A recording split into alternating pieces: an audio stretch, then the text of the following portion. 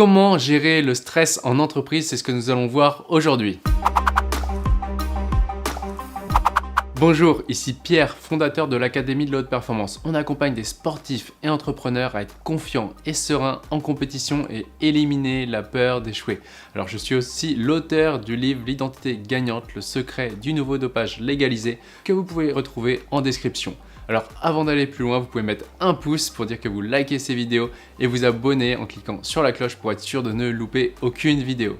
Alors, comment fait-on pour gérer le stress en entreprise? Parfois, on peut être soit on est en entreprise, on est manager, soit nous sommes entrepreneurs et on peut sentir qu'il y a du stress, des angoisses, on a envie de bien faire, on a peur de mal faire, on peut avoir peur d'échouer et ça nous met une pression qui est juste énorme. Alors, comment est-ce qu'on fait pour se débarrasser de ce stress en entreprise?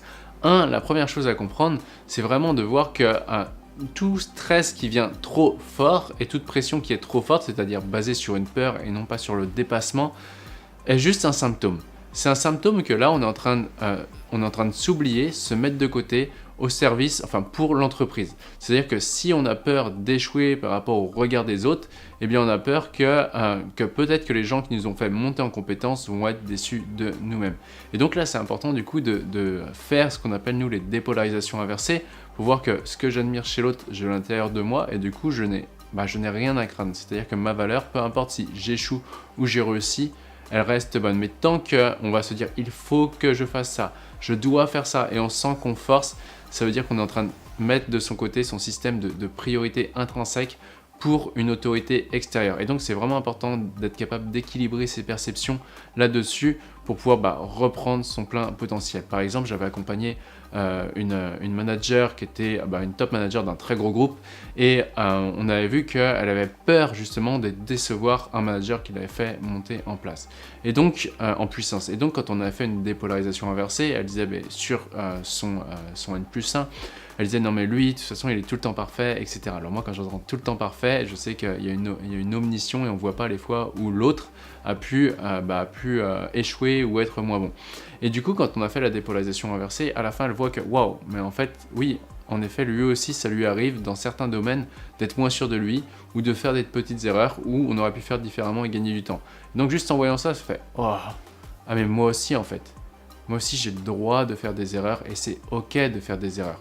Ok, donc ça c'est la première chose à mettre en place, c'est de vraiment récupérer son pouvoir, de vivre selon son système de priorité pour pouvoir pas se minimiser par rapport aux autorités extérieures. Dès qu'on se minimise, on perd notre pouvoir. Ensuite, le deuxième point, c'est sortir de l'illusion du gain et de la perte. Alors là, attention, ce que je veux dire, ça peut être vraiment très challengeant, mais là, en période de Covid, en période de confinement, il y a eu des entreprises qui ont été vraiment stretchées et du coup, je suis intervenu dans différentes entreprises pour justement amener la dépolarisation et amener une nouvelle façon de penser. L'illusion du gain et de la perte, c'est quoi? Ça veut dire que dès qu'on perçoit que ce qui va arriver aura plus de pertes que de gains, alors automatiquement, on va avoir des peurs. Et notre niveau de certitude est proportionnel à notre capacité à avoir l'équilibre, les perceptions de gains et de pertes au même degré. Ça veut dire quoi? Par exemple, lorsque j'étais intervenu dans une entreprise, ils avaient vu que au début, c'était catastrophique parce qu'il y a eu le confinement, on a perdu le chiffre d'affaires, etc. Et lorsque on a fait une session de dépolarisation ensemble, on a vu tous les bénéfices pour l'entreprise qu'il y ait eu le Covid, qu'il y ait eu le confinement. Ils ont vu quoi? Qu'ils ont pu numériser certaines choses, ils ont pu mieux former certaines personnes, et chose qu'en plein Covid, finalement, s'il n'y avait pas eu le Covid, ils n'auraient pas pu mettre ça en place, et donc ils auraient continué de former les gens un peu à la va-vite, alors que là, ils ont pu, grâce au confinement, faire ça de manière stable et durable.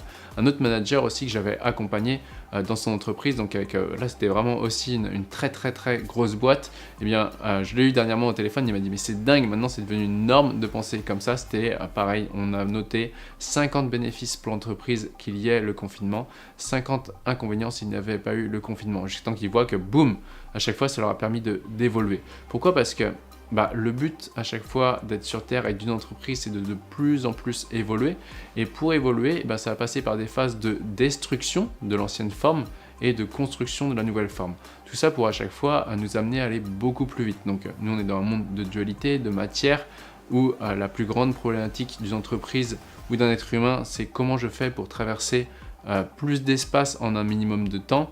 Et quand une entreprise comprend que le but c'est d'arriver à servir au plus en plus ses clients plus en plus rapidement et avec un meilleur niveau en permanence, eh bien on va vite se détacher en fait de dire ah ouais bah ça c'est obsolète. Et là en effet avec le confinement on est poussé à agir autrement et du coup on va évoluer. Mais si notre cerveau n'est pas câblé à arriver à voir le gain dans la perte, eh bien pour le système nerveux, ça va être dur parce que s'il se dit mais si je perds, c'est catastrophique. Et donc il tient l'ancienne forme, il ne veut pas lâcher jusqu'à temps que si l'entreprise n'arrive pas, si on n'arrive pas à se détacher de ça, on peut faire burn-out, dépression, etc.